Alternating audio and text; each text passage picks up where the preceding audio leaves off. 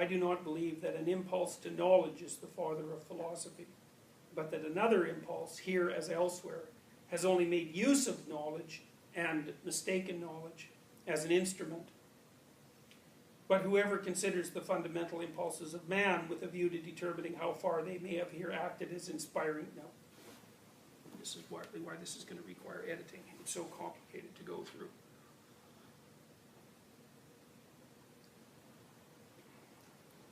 Accordingly, I do not believe that an impulse to knowledge is the father of philosophy, but that another impulse, here as elsewhere, has only made use of knowledge and mistaken knowledge as an instrument. All right, so let's take that apart. Accordingly, I do not believe that an impulse to knowledge is the father of philosophy. So one of the claims, I suppose this would be an Enlightenment claim, is that people do have a drive to knowledge, and that that drive is, in fact, what underlies the production of such things as philosophy. But Nietzsche questions that, because he's trying to bring us back to consideration of the fact that you can't separate the philosopher's mind from the philosopher's being. He's first and foremost a living creature, and he's up to something. And the question is, what is it that he's up to? And so you can see the earliest manifestations in a paragraph like this of what later developed into deconstructionist thought.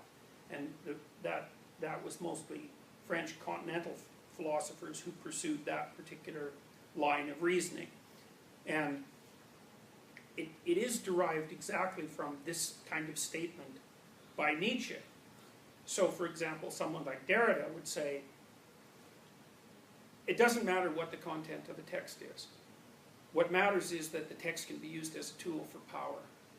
And that whether the person who wrote the text knew it or not, that's what they were doing. And they were doing it in a way to privilege themselves above other people. And that's really, I would say, the fundamental deconstructionist claim.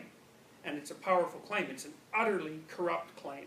But it's a really powerful claim, and it's related directly to the sorts of things that Nietzsche was referring to in this paragraph. What is it that the person's truly up to? Now, the problem with the deconstructionist claim is that it's an open invitation to cynicism, to thoughtless cynicism. I can just make the presupposition that whatever it is that you're telling me, you're telling me merely to dominate, regardless of what it is that you claim to be doing. Well, the problem with that approach is that it's predicated on the implicit assumption that the only value that people actually have is the desire to dominate. And of course that's a purely, that could be the case, and I also think that it's even reasonable to posit that to some degree that it is the case. But to take that from a contributing factor and to make that the highest God, because that's essentially what the deconstructionists are doing, those are entirely different things. And you have to beware of people who take a single causal element and elevate it to the stature of single comprehensive cause. You know, it's more reasonable to assume that people are complex in their motivations, and that many different strands of biological and cultural motivation are in some sense primary, and that what happens is that they come together to weave a kind of tapestry, rather than to make the automatic assumption that you can reduce the entire set of human motivations to a single principle like that of power.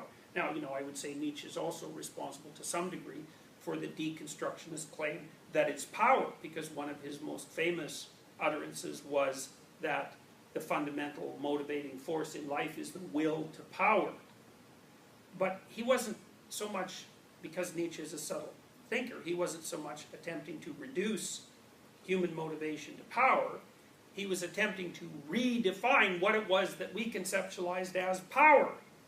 Whereas that isn't what the deconstructionists are doing at all, because fundamentally they're Marxists, and they believe that, you know, they've ensconced themselves within an economic viewpoint, where, within a philosophical viewpoint, where economics is paramount, and where all that matters is power construed as socioeconomic domination, fundamentally. You know, and that's, in turn, is embedded in a metaphysics that's even deeper, which is a metaphysics that presumes that people are fundamentally materialist. And all of those things are all of those things are highly questionable